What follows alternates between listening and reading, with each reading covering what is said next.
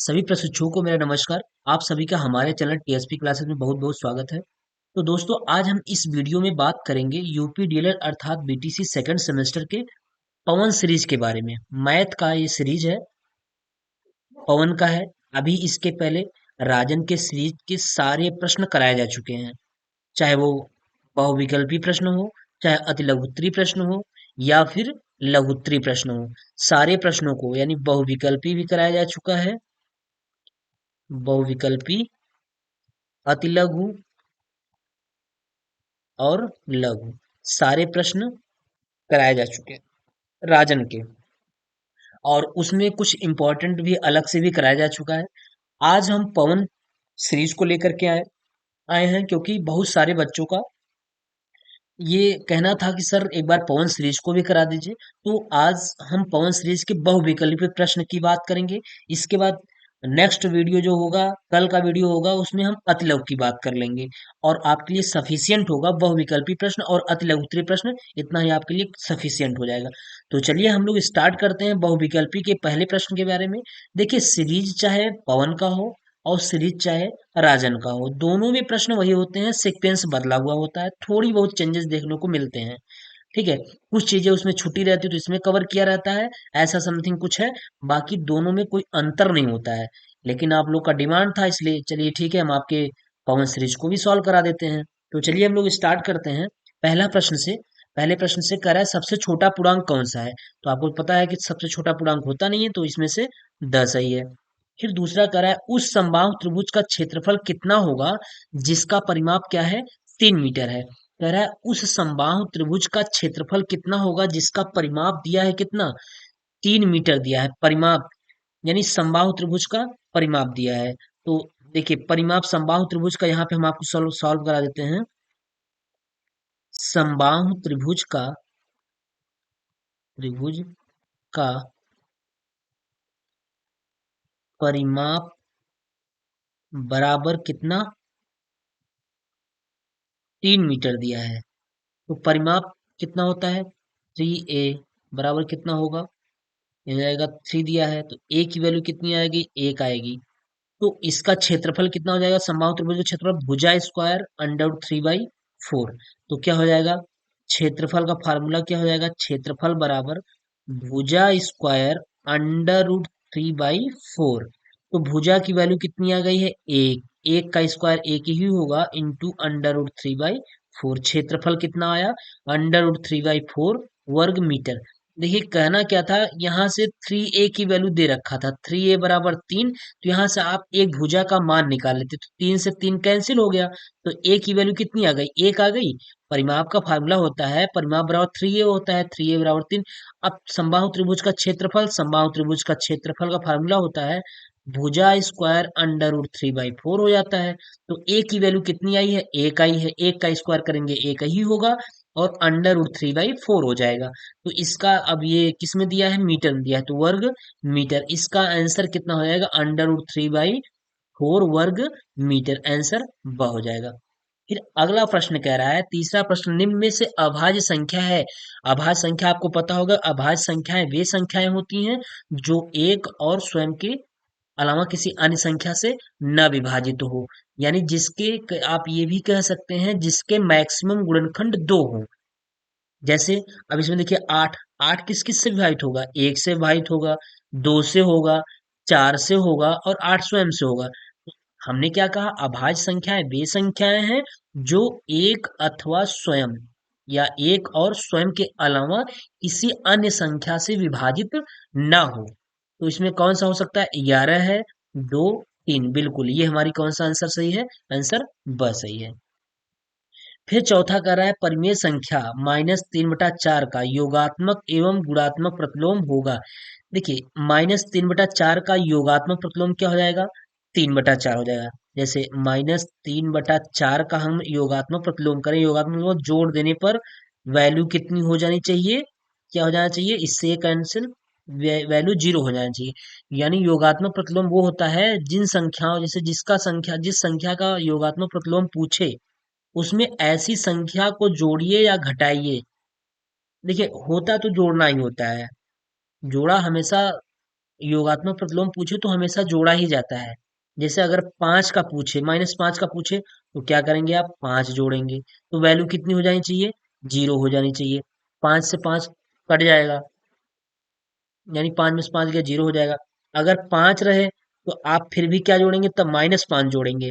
यानी हम कहेंगे कि जोड़ना ही है, -5 जोड़ देंगे तो माइनस प्लस माइनस से माइनस हो जाता है, तो 5 - 5 बराबर 0। तो योगात्मक प्रतिलोम का मतलब होता है कि जो संख्या दी रहे उसमें ऐसी संख्या को जोड़िए जिससे उसका वैल्यू क्या हो जाए, 0 हो जाए। तो -3/4 में हम क्या जोड़ देंगे, +3/4 जोड़ देंगे, तो इसकी वैल्यू क्या हो जाएगी, 0 हो जाएगी। तो इसका योगात्मक प्रतिलोम तो हो गया कितना, 3/4। तो 3/4 कहाँ है, ये एक इसमें भी है, इसमें भी है। अब देखिए कौन सा ऑप्शन सही होता है उसको देखते हैं। एक चीज तो क्लियर हो गया। और गुणात्मक योगात्मक प्रतिलोम तो क्लियर हो गया, एवं गुणात्मक प्रतिलोम भी पूछ रहा है। तो गुणात्मक प्रतिलोम में क्या होता है, जस्ट उसका अपोजिट हो जाता है। जैसे माइनस ये है, 3/4 है, इसका गुणात्मक प्रतिलोम पूछेगा ना तो कितना हो जाएगा, -4/3 हो जाएगा। चिन्ह वही रहेगा लेकिन ये चीजें उल्टी हो जाएंगी। तो क्या हो जाएगा, -4/3। कौन सा आंसर सही है, आंसर ब सही है। चलिए अगला प्रश्न कह रहा है निम्नलिखित में से रेखीय समीकरण कौन सा नहीं है। कह रहा है कौन सा रेखीय समीकरण नहीं है, तो x + 8 = 27 ये भी रेखीय समीकरण है। 3x - 5 = 2x + 8 ये भी रेखीय समीकरण है, क्योंकि 2x को इधर लेके चले जाएंगे तो क्या हो जाएगा, 3x - 2x और बराबर कितना हो जाएगा, 8 है, और ये +5 हो जाएगा। तो 3 में से 2 गया 1, x बराबर कितना, 8 × 5 = 13 हो जाएगा। ये हो गया, इसलिए ये भी रेखीय समीकरण है। अब आ गया 2x² + 3x - 5, ये रेखीय समीकरण नहीं है क्योंकि ये द्विघात समीकरण है, इसलिए ऑप्शन ये सही है, ये भी रेखीय समीकरण है। तो पांचवे का ऑप्शन स सही है। फिर कह रहा है किसी ठोस द्वारा घेरे गए स्थान की माप ज्ञात कीजिए। सॉरी, माप कहलाती है। किसी ठोस द्वारा घेरे गए स्थान की माप कहलाती है, क्या कहलाती है, तो कोई ठोस वस्तु है, सपोज दैट ईट ही हो, कोई क्या है, ईट है। ईट क्या है, घनाभ के आकार का होता है। मान चलिए क्या है, आपका ईट है। ये ठोस वस्तु है। अब कह रहा है किसी ठोस द्वारा घेरे गए स्थान, तो भैया आप मुझे बताइए, ये जो ठोस वस्तु ईट जहां भी रखी जाएगी तो क्या क्या घेरेगी, एक तो लंबाई घेरेगी, एक चौड़ाई घेरेगी और एक ऊंचाई भी घेरेगी। तो जिसमें लंबाई चौड़ाई और ऊंचाई हो वही स्थान घेरेगी, तो वही माप होगा। तो क्या होगा, इसमें होता है लंबाई चौड़ाई और ऊंचाई, क्षेत्रफल में तो केवल लंबाई और चौड़ाई होती है। आयतन में क्या होता है, लंबाई चौड़ाई और ऊंचाई, तो आपका यही तो होगा जिसमें तीनों हो। तो आयतन ही तो है लंबाई चौड़ाई और ऊंचाई, तो इसका ऑप्शन ब सही है। फिर -1 और 1 के बीच कितनी परिमेय संख्या प्राप्त हो सकती है। बताया गया है कि -1 और 1 के बीच अपरिमेय यानी परिमेय संख्या कितनी प्राप्त होगी, अनंत प्राप्त होगी। कितनी होगी, अनंत। ये प्रश्न कई बार आया है, बताया भी गया है। फिर अगला देखिए, यहाँ है एक वर्ग की परिमाप 4 मीटर है तो उसका क्षेत्रफल। कह रहा है एक वर्ग की परिमाप दिया हुआ है, वर्ग का परिमाप, वर्ग का परिमाप बराबर क्या होता है, यहाँ देख लीजिए, वर्ग का परिमाप बराबर 4a होता है फार्मूला। तो 4a इक्वल टू दे रखा है कितना, 4 मीटर। 4 मीटर, तो a का मान कितना हो जाएगा, 4 से 4 क्या हो जाएगा, कैंसिल हो जाएगा। तो a बराबर 1 मीटर हो गया। ठीक है, जब a बराबर 1 मीटर हो गया, a क्या आ गई, भुजा आ गई, यहां से हम भुजा निकाल लिए, भुजा निकाल लिए। अब क्षेत्रफल, किसका, वर्ग का क्षेत्रफल, वर्ग का क्षेत्रफल, वर्ग का क्षेत्रफल बराबर कितना हो जाएगा, भुजा स्क्वायर होता है, तो भुजा की वैल्यू कितनी आई है, 1 मीटर, एक का स्क्वायर क्या जाएगा, एक ही हो जाएगा। तो 1 वर्ग मीटर, आंसर क्या जाएगा, 1 वर्ग मीटर, ऑप्शन अ सही है। फिर कह रहा है a² - 2ab + b², आपको पता होना चाहिए फार्मूला किसका है, ये है a - b का होल स्क्वायर का फार्मूला है। क्योंकि होता क्या है, a² + b² - 2ab, चीजें वही लिखी है, -2ab को बीच में कर दिया है। ये किसका फार्मूला है, ये ब वाला फार्मूला, a - b का होल स्क्वायर। फिर कह रहा है निम्न में से कौन सा रैखिक समीकरण नहीं है। कह रहा है निम्नलिखित में से कौन सा रैखिक समीकरण नहीं है, कौन सा रैखिक समीकरण नहीं है। तो देखिए रैखिक समीकरण वो नहीं होगा, जैसे देखिए ये 2m और 5, 5 को इधर लेके जाएंगे, जैसे 2m है, 2m, ये 5m इक्वल टू कितना, -3 हो जाएगा। ठीक है, -3 हो गया तो 5 में से 2 गया, कितना आएगा, -3m आएगा, बराबर कितना हो जाएगा, -3, माइनस से माइनस कैंसिल हो जाएगा, m की वैल्यू कितनी आ जाएगी, 1 आ जाएगी, है ना। m की वैल्यू 1 आ जाएगी, तो ये भी रेखीय समीकरण है। और इसी प्रकार ये 5 और 5 को इधर लेके चले जाएंगे तो ये भी एक रेखीय समीकरण है। और इसमें भी क्या है, 2p है, केवल p का वैल्यू है, तो 5 के अंदर गुणा कराएंगे तब भी ये भी रेखीय समीकरण होगा। और ये वाला क्या हो जाएगा, देखिए इसको हम कैसे बताते हैं कि ये रेखीय समीकरण इसलिए नहीं है क्योंकि इसको हम ऐसे हल करेंगे, यक्स प्लस 1/x बराबर क्या, 7। तो यक्स का यक्स में जब गुणा हो जाएगा तो क्या हो जाएगा, x² प्लस 1/x बराबर क्या हो जाएगा, 7। तो ये हो जाएगा x² प्लस 1 बराबर 7x। तो x² माइनस 7x प्लस 1 बराबर क्या, 0। ये क्या बन गया, द्विघात समीकरण। ये क्या है, द्विघात समीकरण है। तो ना ये ऑप्शन सही है, ना ये ऑप्शन सही है, ना ये ऑप्शन सही है, ऑप्शन 10 सही है। ठीक। ये फिर कह रहा है एक त्रिभुज की भुजाएं 3 सेंटीमीटर, 5 सेंटीमीटर, 8 सेंटीमीटर, तो त्रिभुज होगा। ये त्रिभुज संभव नहीं है। ये प्रश्न कई बार आ चुका है, 3, 5 और 8 है, तो ये त्रिभुज संभव नहीं है। अगर आपको इसकी जांच करना है तो आप स्केल की सहायता से एक 8 खींच लीजिएगा, फिर एक 3 खींचिएगा, फिर एक क्या खींच लीजिएगा, 5 खींचिएगा, देखिए कैसे बन जाएगा। तो ये क्या होगा, त्रिभुज संभव नहीं होगा। ये वाला ऑप्शन सही है। फिर अगला कह रहा है निम्नलिखित संख्याओं में से प्राकृतिक संख्या है, तो प्राकृतिक संख्या कौन सा है, देखिए दो। प्राकृतिक संख्या किसे कहते हैं, एक से लेकर के 1, 2, 3, 4, 5 कहाँ तक, इनफिनाइट तक, यानी गणन की जो संख्याएं होती हैं वो क्या कहलाती हैं, प्राकृतिक संख्या कहलाती है। ठीक है। तो दो, तो स्वाभाविक सी बात है, दो हमारा प्राकृतिक संख्या है, तो ऑप्शन अ ही सही होगा। अब अंडर रूट 2 को भी चेक कर लेते हैं। तो अंडर रूट 2 जो है ये अपरिमेय संख्या में आ जाएगा, ये परिमेय संख्या में आ जाएगा, और ये पूर्ण संख्या में आ जाएगा।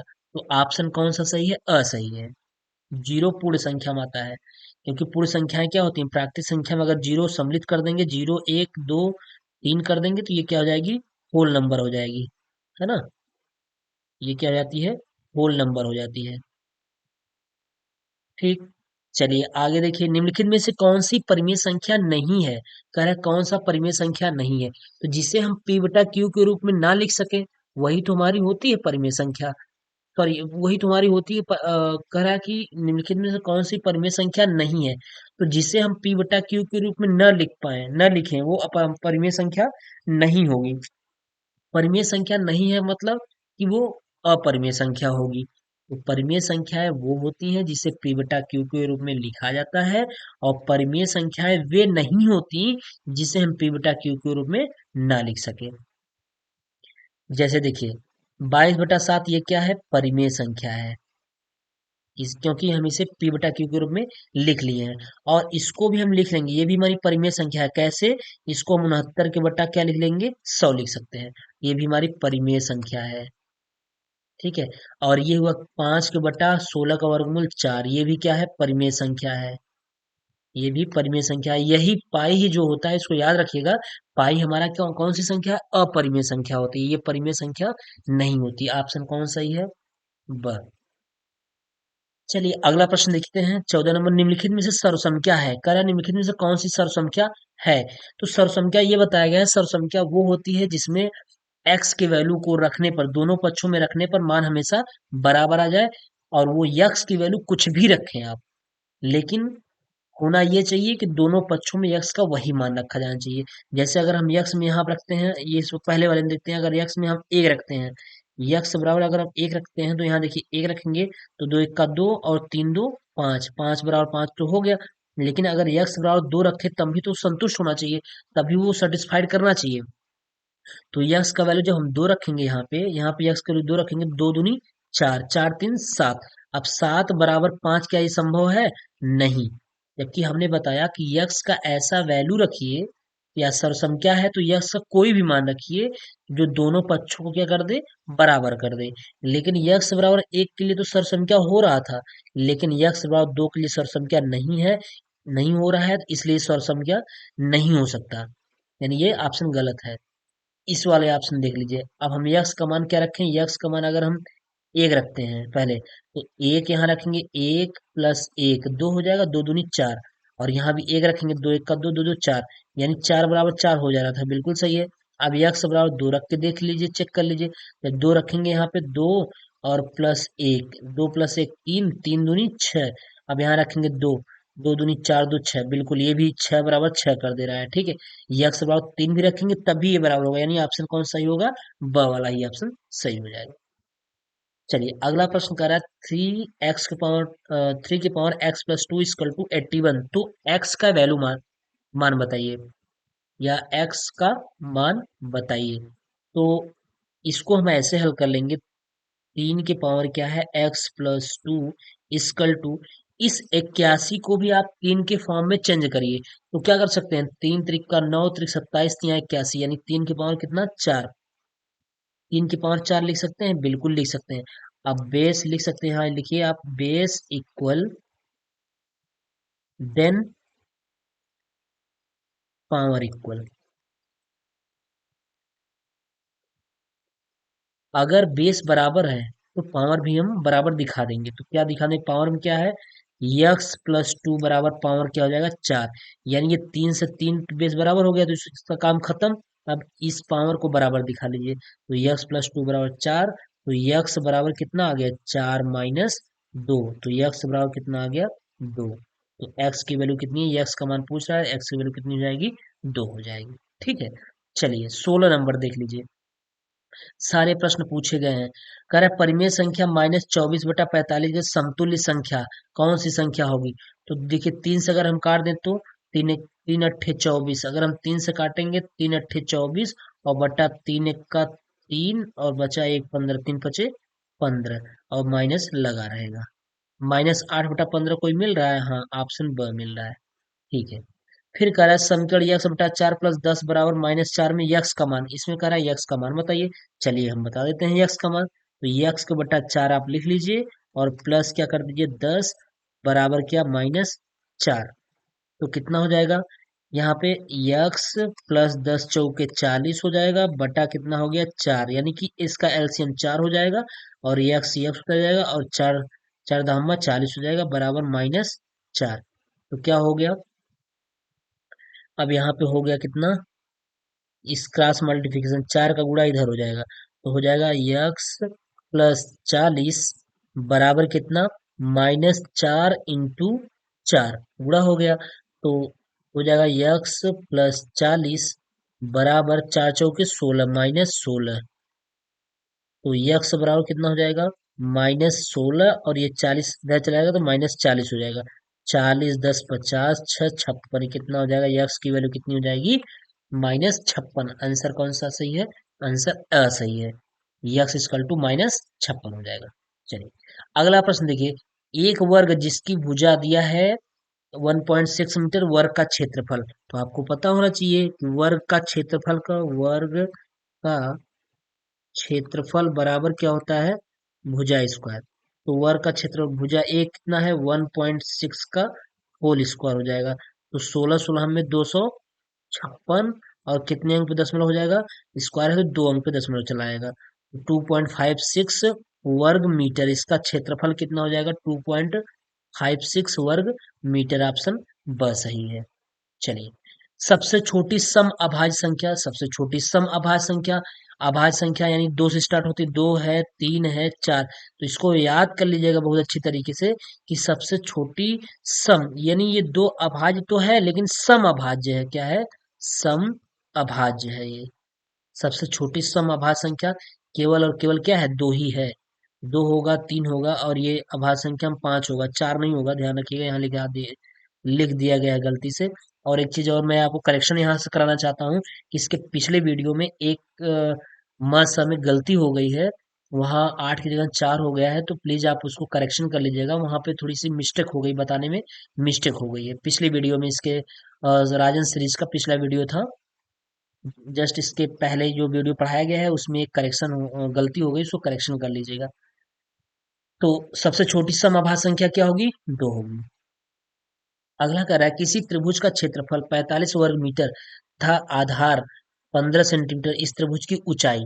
तो आपको पता होगा एक फार्मूला होता है, फार्मूला ये होता है कि त्रिभुज का क्षेत्रफल का फार्मूला होता है त्रिभुज का क्षेत्रफल बराबर 1/2 गुणित आधार और गुणित क्या, ऊंचाई, ये होता है। और त्रिभुज का क्षेत्रफल दिया है 45, यानी 45 बराबर 1/2 इंटू आधार कितना दे रखा है, 15 दिया है, और ऊंचाई h पूछ रहा है। तो चलिए क्या हो जाएगा, अब यहाँ से ये इसका 2 का इधर गुणा हो जाएगा, तो 45 इंटू क्या हो जाएगा 2, और बटा कितना हो जाएगा 15 हो जाएगा, बराबर h हो जाएगा। 15 इधर भाग में हो जाएगा, तो 15 तिया 45, तो 3 दूनी के 6, h के बराबर कितना आ गया 6 सेंटीमीटर। कितना आ गया 6 सेंटीमीटर, तो 6 सेंटीमीटर आ रहा है, बिल्कुल ऑप्शन 10 सही है। चलिए अगला प्रश्न करा, दो असमान परिमेय संख्याओं के बीच परिमेय संख्याएं होती हैं। तो दो असमान परिमेय संख्याओं के बीच क्या, दो असमान परिमेय संख्या पता नहीं है कि कौन कौन सा है, तो उसके बीच में कितनी होती है, अनंत। अनंत वाला 2-3 सवाल आ रहा है, आप इसको देख लीजिएगा, इसमें से पूछना तय है, ठीक है। चलिए फिर कह रहा है, निम्नलिखित कथनों में सत्य कथन है, कह रहा है सत्य कथन कौन होगा, एक धनात्मक पूर्णांक अपने योगात्मक प्रतिलोम से बड़ा होता है। यानी एक जो धनात्मक पूर्णांक होता है अपने योगात्मक प्रतिलोम, या योगात्मक प्रतिलोम का मतलब उल्टा।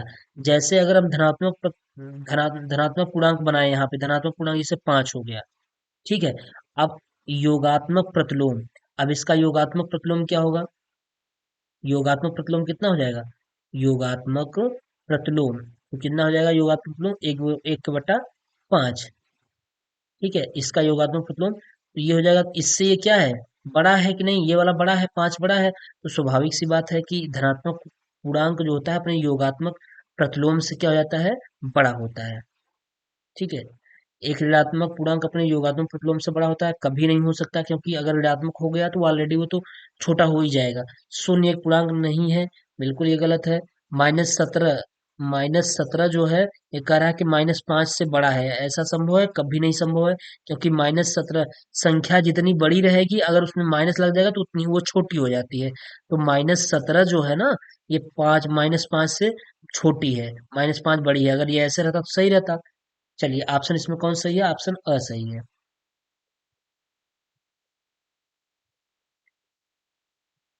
फिर करा 21 की अनुवर्ती की अनुवर्ती, 21 की अनुवर्ती की अनुवर्ती, देखिए हम आपको बताए थे अनुवर्ती, अनुवर्ती, उत्तरवर्ती, उत्तरवर्ती और पूर्ववर्ती,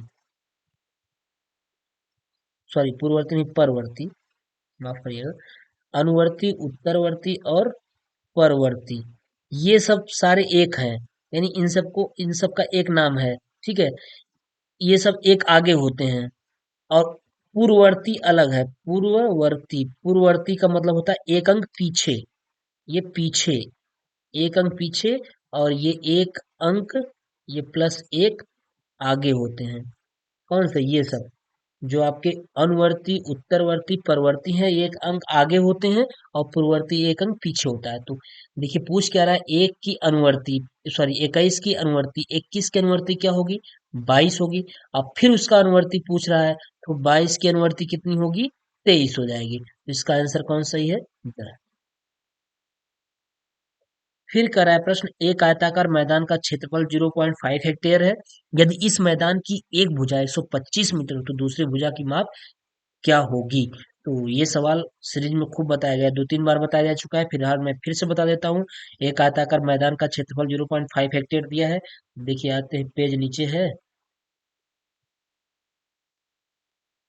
पेज यहाँ पे है, ये इसके ऊपर भी पेज है, मैं देख लेता हूँ, ये है। अब यहाँ आप सबसे पहले लिख लीजिए, 1 हेक्टेयर बराबर, 1 हेक्टेयर बराबर 10,000 वर्ग मीटर होता है, 10,000 वर्ग मीटर, ये। तो उसमें दिया है, उसका जो क्षेत्रफल दिया है, क्षेत्रफल दिया है 0.5 हेक्टेयर, ठीक। इसको हम बदल रहे किस में, वर्ग मीटर में। तो 10,000 में हम क्या कर देंगे, 0.5 का गुणा कर देंगे, तो हो जाएगा कितना, 5,000 वर्ग मीटर हो जाएगा। अब क्षेत्रफल कितना हो गया, क्षेत्रफल बराबर 5,000 वर्ग मीटर। तो इसकी एक भुजा दी है, एक भुजा बराबर दिया है 125 मीटर। तो है क्या, आयताकार है? एक बार देख लेते हैं सवाल कहाँ पे है। ये यहाँ पे है, एक आयताकार मैदान का क्षेत्रफल इतना, यदि इस मैदान की एक भुजा इतना तो दूसरी भुजा की माप। तो क्षेत्रफल दिया है, तो आयताकार मैदान का क्षेत्रफल लंबाई गुणित चौड़ाई होता है। तो आयताकार आयताकार मैदान का क्षेत्रफल equal to L into B, यानी लंबाई गुणित चौड़ाई। तो क्षेत्रफल कितना है, 5,000 दे रखा है, बराबर एक भुजा किसी को भी मान लीजिए, चाहे लंबाई मान लीजिए चाहे चौड़ाई मान लीजिए। तो चलिए लंबाई मान लिए, बी का मान निकाल दीजिएगा। तो हो जाएगा बी इक्वल टू 5,000 में उधर गुणा है 125, तो इधर आएगा तो भाग हो जाएगा। काट दीजिए, 25 से काट दीजिए, 25 पंचे 125, 25 दूना 50 और दो जीरो, तो कितना आया, 20 कितना आ गया, 20 200 के बटा कितना हो जाएगा, 5। तो 5 चौके 20, ये कट गया, आ गया 40। तो दूसरी भुजा की लंबाई कितनी हो जाएगी, या दूसरी भुजा कितनी हो जाएगी, 40 मीटर हो जाएगी। तो ऑप्शन कौन सही है, 40 मीटर। देख लीजिए यहाँ पे, ये ये वाला ऑप्शन सही है, 40 मीटर। अगला प्रश्न करा, एक घन मीटर बराबर होता है, एक घन मीटर किसके बराबर होता है, एक घन मीटर आपको याद रखिएगा, एक घन मीटर बराबर 1,000 लीटर होता है, इसको याद रखिएगा। फिर पूर्ण संख्याओं में योग का तत्समक अवयव होता है, पूर्ण संख्याओं में योग का तत्समक अवयव 0 होता है, बताया गया है। 56, 70 और 84 का लघुत्तम समापवर्तक, कह रहा है 56, 70 और 84 का लसर। चलिए निकाल देते हैं, 56, 56, 70 और 84 का लसर। दो से काट दीजिए, दो दूनी चार और दो अट्ठे 16, 28 दूना 56, 35 दूना 70, दो चौके 8, दो दूनी 4, 42 दूना 84। फिर दो से काटिए, दो 14 दूना 28, 35 तो कटेगा नहीं, और ये दो दूनी 4, 21 दूना 42 हो जाता है। फिर दो से काटिए, तो हो जाएगा दो सत्ते 14, दो सत्ते 14, 35 तो कटेगा नहीं, 21 तो कटेगा नहीं। तीन से काटिए, अब 7 हो गया, 35 को 35 उतार लेंगे, और तीन सत्ते 21। फिर 5 से काट दीजिए, 5 से काटेंगे तो 7 हो जाएगा, 7 पचे 35, फिर 7। फिर किससे काटेंगे, फिर 5 से काट दीजिए, 5 से काटेंगे तो 7 हो गया, 1 हो गया, 7 हो गया। फिर किससे कटेगा, फिर ये कट जाएगा 7 से। जब 7 से काटेंगे, 1 1 1 हो गया। तो ल स बराबर कितना हो जाएगा, ल स बराबर कितना, दो है, 1 2 3, 3 बार 2 है, 1 2 3 इंटू, एक बार 3 है, 2 बार 5 है, एक बार 3 है, 2 बार 5 है, और इंटू क्या है, 7 है। गुणा कर दीजिए, दो दूनी 4, दूनी 8, 8 त्रिक के 24, 24 इंटू 25 इंटू 7। गुणा करिए, तो 24 इंटू 25 में 7 गुणा करें, 7 पचे 35 का 5, हाथ लगा 3, 7 दूनी 14, 14 3 17, 175, 175 में आप गुणा कर दीजिएगा 24 से। 4 पंचे 20, 4 सत्ते 28, दो 30, 4 एक का 4, 4 4 एक का 4, 4 2 6, दो पंचे 10, 7 दूनी 14, 1 15, दो एक का 2 1 3। तो कितना आ गया, 0 0, 6 5 11, 3 1 4। ये हो गया। कहीं से गलत हो रहा है क्या, लघुत्तम समापवर्तक ल से ज्ञात करना है।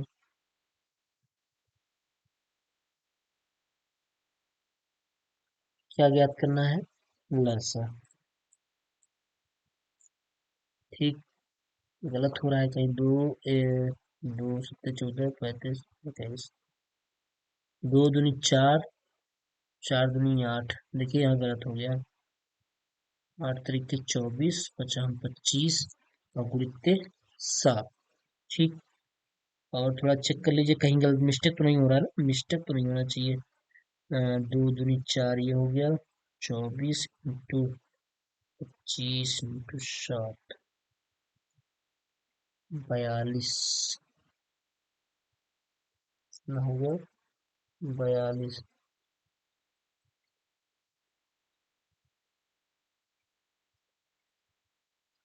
5, 5 × 7 = 35। देखिए यहाँ गलती हो गई थोड़ी सी। ये भाग देने में। ये 5 यहाँ हो जाएगा। 5 × 5 = 25, 5 × 7 = 35 हो जाएगा। ठीक है, माफ करिएगा। 5 × 7 = 35। तो यहाँ से कितनी बार जाएगा? यहाँ 5 बार नहीं जाएगा, केवल 5 एक ही बार रहेगा। ये 5 एक ही बार रहेगा। इंटू 7 हो गया। ठीक है, तो यहाँ से मिस्टेक हो गया है, थोड़ा सा देख लीजिएगा। मैं बता दे रहा हूँ एक बार फिर से। यहाँ से मिस्टेक हुआ है। ठीक है, चलिए आइए फिर से बता देते हैं। थोड़ा मिस्टेक हो गया कैलकुलेशन करने में। तो देखिए ये हो जाएगा कितना। ओह, क्यों गलत हो रहा है? देखिए ये 5 से भाग देंगे तो 7 हो जाएगा, और 5 × 7 = 35 और 7 फिर ये एक बार 7 बार जाए, 7 से जाएगा तो एक, एक और एक हो जाएगा। तो लसा बराबर कितना हो गया? लसा बराबर हो जाएगा 2 × 2 × 2 × 3 × 5 × 7। वही एक 5 ज्यादा हो गया था, तो 2 दूनी 4, 4 दूनी 8, 8 तरीके 24। 24 × 5 × 7 = 35। 35 में 24 का गुणा कर दीजिए। 4 × 5 = 20, 4 × 3 = 12, 12 × 2 = 14, 14 हो गया। और 35 दूना 70 हो गया। तो 0, 4, 7, 1, 8 कितना आ गया? 840। ऑप्शन स सही है। ठीक है, ये हुआ। फिर करा समीकरण। समीकरण 2.8 x बराबर 5.4 प्लस एक्स का मान। यानी क्या दिया है? 2.8 x बराबर 5.4 और प्लस एक्स। ठीक है, तो यक्स को बराबर के इस साइड लेके आइए। 2.8 x बाएं साइड में, एक्स बराबर कितना हो जाएगा? 5.4। तो बताइए 2.8 में से एक एक्स घटेगा तो कितना आएगा? 1.8 x बराबर कितना हो गया? 5.4। तो दशमलव से दशमलव ये कट गया, तो हो जाएगा कितना? यक्स बराबर 54 के बटा हो जाएगा 18। 18 × 3 = 54। इतना आ गया 3। ऑप्शन स सही। फिर करा यदि किसी समबाहु त्रिभुज का क्षेत्रफल दिया है। समबाहु त्रिभुज का क्या दिया है? क्षेत्रफल दिया है। तो उस त्रिभुज का परिमाप पूछ रहा है। त्रिभुज क्या पूछ रहा है? परिमाप। क्षेत्रफल दिया है, तो यहाँ लगा लेते हैं। समबाहु त्रिभुज का क्षेत्रफल दे रखा है। समबाहु त्रिभुज का क्षेत्रफल बराबर क्या होता है? भुजा स्क्वायर √3/4। इसकी वैल्यू दे रखी है कितना? 400√3। तो देखिए √3 से √3 कैंसिल हो गया, बिल्कुल कैंसिल हो गया। तो बचा क्या? a² का बटा है 4 बराबर क्या बचा? 400। तो यहाँ से a² की वैल्यू निकालिए। 400 का गुणा इधर हो जाएगा, तिरिय गुणा में। तो 400 × 4 हो जाएगा। तो यहाँ से a का जब वैल्यू निकालेंगे ना, तो इन सब का वर्गमूल हो जाएगा। तो वर्गमूल का मतलब ये करड़ी में चली जाएगी। तो हम 400 × 4 लिख लेंगे इसको। तो a बराबर 400 का वर्गमूल 20 हो जाएगा, और 4 का वर्गमूल 2। तो 20 दूना 40। ए की वैल्यू कितनी आ गई? 40 आ गई। बिल्कुल आ गई। जब ए की वैल्यू 40 आ गई, तो अब पूछ क्या रहा था? यानी एक हमारा भुजा पता हो गया। अब पूछ रहा त्रिभुज का परिमाप।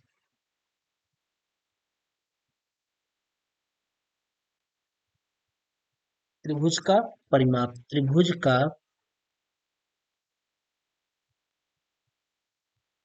परिमाप बराबर क्या होता है फार्मूला 3a। तो 3 × a की वैल्यू कितनी 40। 40 तिहैया 4 तिहाई 12 120 हो गया। कितना हो गया 120। तो ऑप्शन कौन सा सही है? ऑप्शन आपका ब सही है 120। चलिए अगला प्रश्न करा x square minus 2xy plus 9y² और x square plus 2xy minus 8y² का योगफल। इसका योगफल योग करना है। तो योगफल कैसे हो जाएगा? इसको जोड़ लीजिए। चलिए हम यहाँ देख लेते हैं, जगह खाली होगा।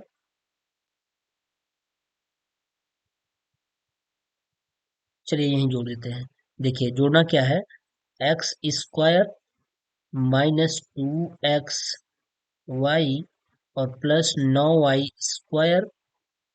फिर प्लस जोड़ना क्या है, x square plus 2xy minus 8y²। ठीक है। अब देखिए कुछ कैंसिल होगा, हाँ ये इससे ये कैंसिल हो गया, कैंसिल हो गया। और एक्स स्क्वायर और एक्स स्क्वायर जुड़ जाएगा तो क्या हो जाएगा 2x² हो जाएगा। ठीक है। और 9y² में से 8y² गया, 1y² प्लस कितना आ जाएगा y²। आंसर हो गया आपका 2x² plus y²। 2x² plus y²। Option बस सही है। ठीक है। बस 1 मिनट में थोड़ा सा लैपटॉप में चार्ज लगा दूं।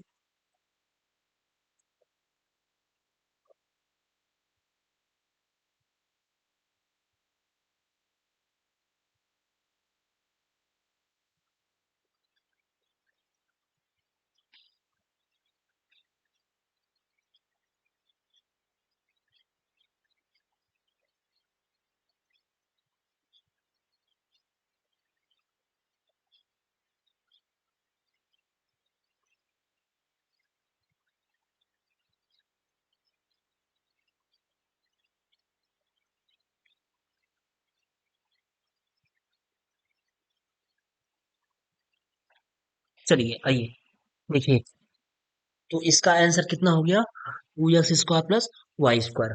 ठीक है।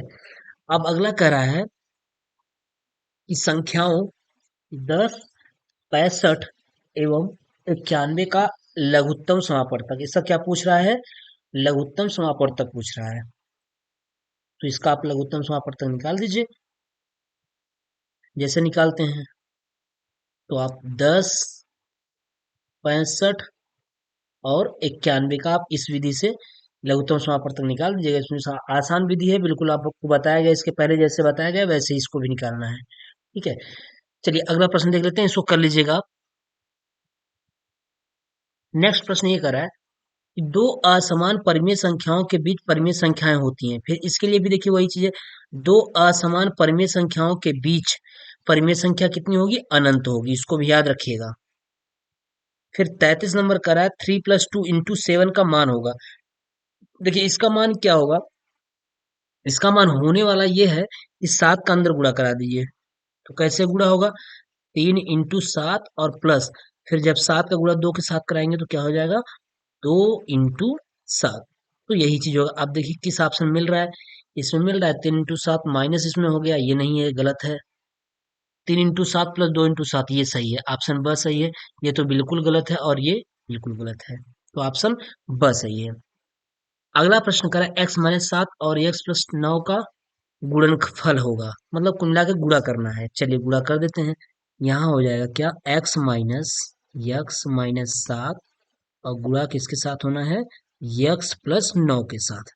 गुणा करा दी, x का x में मल्टीप्लाई कराएंगे तो x² होगा और प्लस 9x होगा। फिर ये -7 का x के साथ मल्टीप्लाई कराएंगे तो -7x हो जाएगा और प्लस माइनस माइनस 7 × 9 = 63। कितना हो गया 63। तो हो जाएगा x²। 9x में से 7x गया, कितना आ गया +2x आ गया, -63 हो गया। तो ये अब देखिए यही आपका गुणनखंड हो गया। मैच कराइए कौन सा ऑप्शन से मिल रहा है, x² + 2x कहीं है या है x। ऑप्शन स वाले में देखिए x² + 2x -63, ऑप्शन स सही है।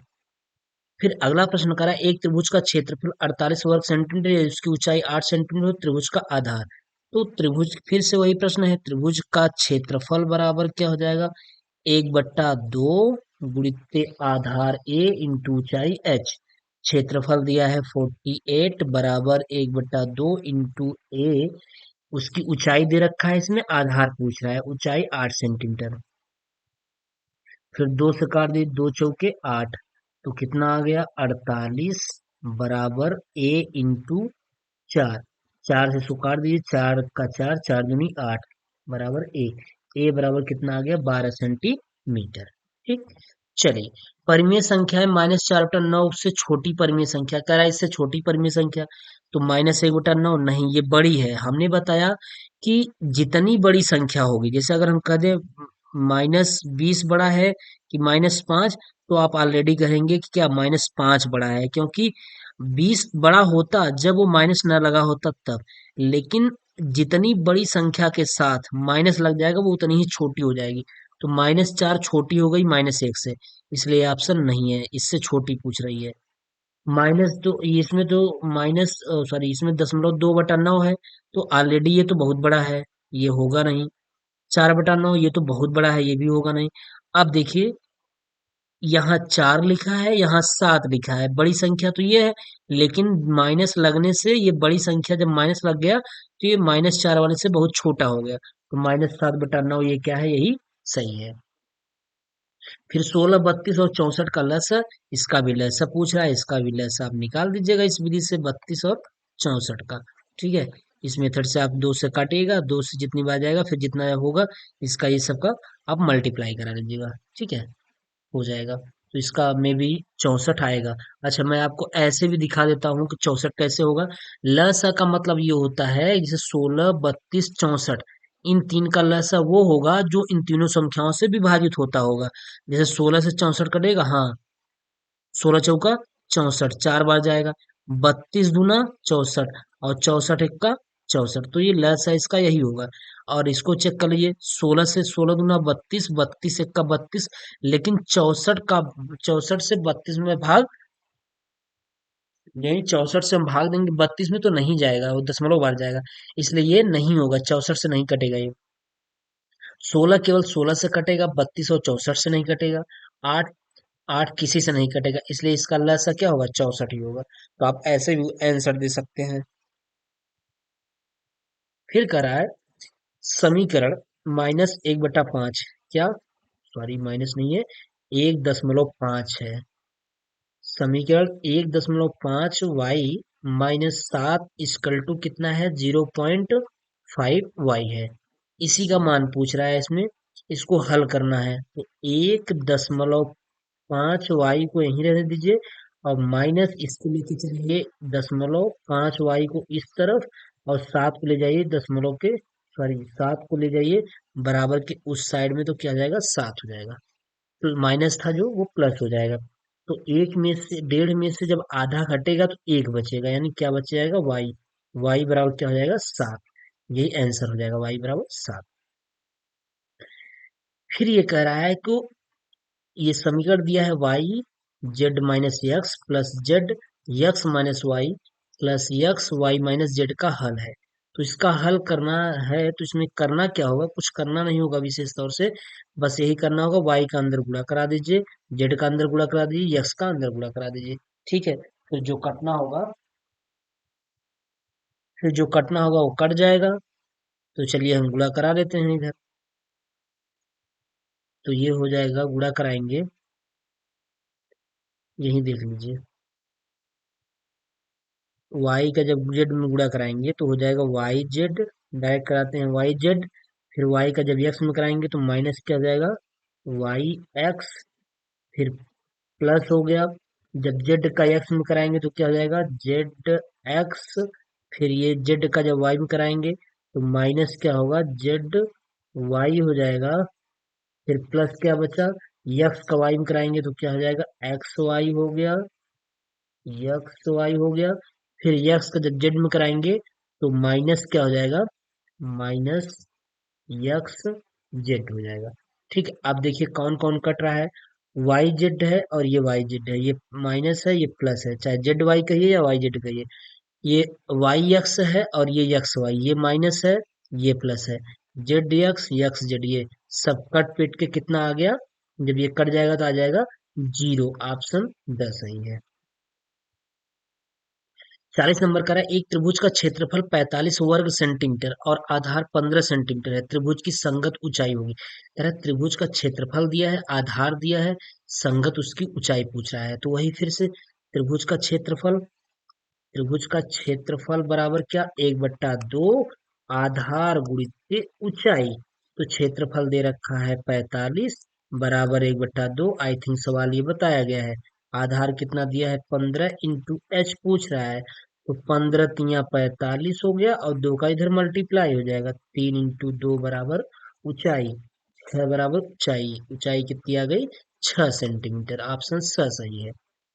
फिर अंडर रूट 2 अंडर रूट 4 और अंडर रूट में 0.4 और अंडर रूट में 0.2 में परिमेय संख्या है।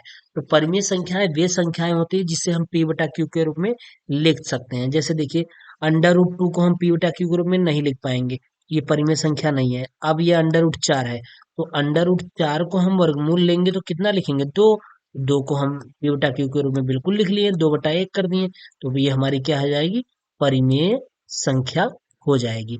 तो यानी और दशमलव ये 4 है, तो 0.4 तो होगा नहीं परिमेय संख्या, ये 0.2 है।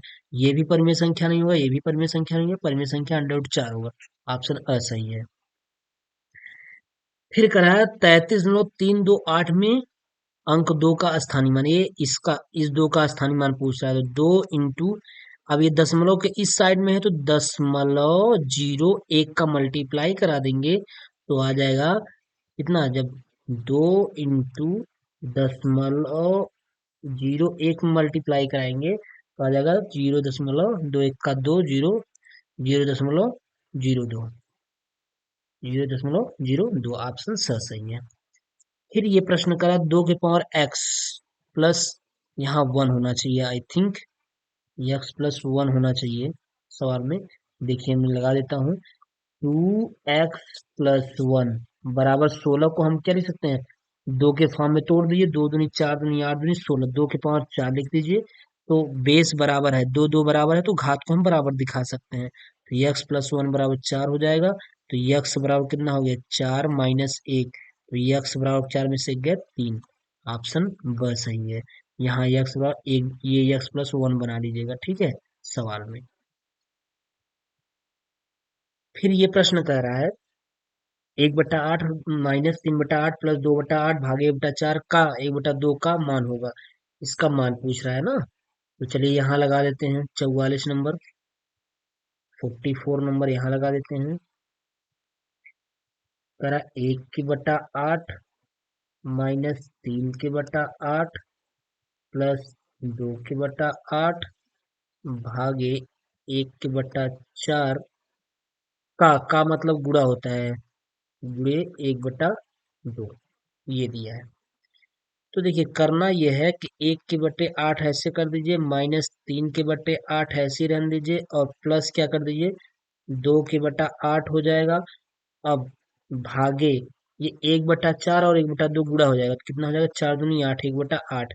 अब यहाँ हो जाएगा 1/8 माइनस 3/8 और प्लस 2/8। जब भाग देंगे तो अगर आप इस भाग को देना है या तो भाग को चेंज कर दीजिए गुणा के फॉर्म में। जब गुणा के फॉर्म में चेंज करेंगे तो जो ये वाला रहेगा अंश, अंश वाला हर में चला जाएगा, हर वाला अंश में चला जाएगा। तो ये हो जाएगा 8/1 हो जाएगा। तो 8 से 8 कैंसिल, तो क्या बच गया 1/8 माइनस 3/8 और प्लस 2 बच गया। तो इसका एलसीएम क्या हो जाएगा 8 हो जाएगा। एलसीएम कितना हो गया 8 हो गया, एलसीएम 8 हो गया। तो 1 माइनस 3 और प्लस 8 दूनी 16, ये हो गया। अब 16 1 17, 17 में से 3 गया, 17 में से 3 गया 14, 14/8, 2 से काट दीजिए, 2 सत्ते 14, जो 2 चौके 8, आ गया 7/4 आंसर। ठीक है कितना 7/4, ऑप्शन सही। फिर करा एक त्रिभुज की भुजा 2 सेंटीमीटर 3 सेंटीमीटर 5 सेंटीमीटर। तो त्रिभुज कौन सा होगा, विषमबाहु त्रिभुज होगा, पता होगा ये चीजें। 2 सेंटीमीटर 3 सेंटीमीटर और 5 सेंटीमीटर दिया है तो ये कौन सा होगा, विषम बाहु त्रिभुज। फिर करा है कोई संख्या दी या कोई संख्या यदि दी हुई दो या दो से अधिक व्यंजकों को पूरा पूरा विभाजित करे तो उस व्यंजक को क्या कहा जाता है? उस व्यंजक को समापवर्तक कहते हैं। इसको याद रख लीजिएगा कि कोई संख्या यदि दी हुई दो या दो से अधिक व्यंजकों को पूरा पूरा विभाजित करे, जैसे अगर हम कह दें कि ये है यहाँ पे 5 है और कितना है 25 है, और ये एक संख्या दे रखा है 5, ये संख्या 5 को भी पूरा पूरा विभाजित कर रही है और 25 को भी पूरा पूरा विभाजित कर रही है, तो ये जो संख्या है ना, ये समापवर्तक है। इसके 5 और 25 का समापवर्तक है 5, तो यही चीज को क्या कहेंगे? समापवर्तक कहेंगे। 9 12 18 का लस, 9 12 18 का लस कई बार हो चुका, लस आप निकाल लीजिएगा 9 12 18 का। और लस जब कर रहा है तो स्वाभाविक सी बात है, हम आपको बताए हैं कि ऐसी संख्या होगी उसका लस ऐसा होगा जो तीनों संख्याओं से विभाजित होता होगा। जैसे 9 काट देगा 36 को, 9 चौके 36, फिर 12 काट देगा 12 तिहाई 36, 18 गुना गुना 36, ये इसलिए इसका लसा 36 होगा। इसको भी चेक कर लीजिए आप, अगर आप चेक करना चाहते हैं तो 9 से कटेगा, 9 × 5 = 45 कट जाएगा।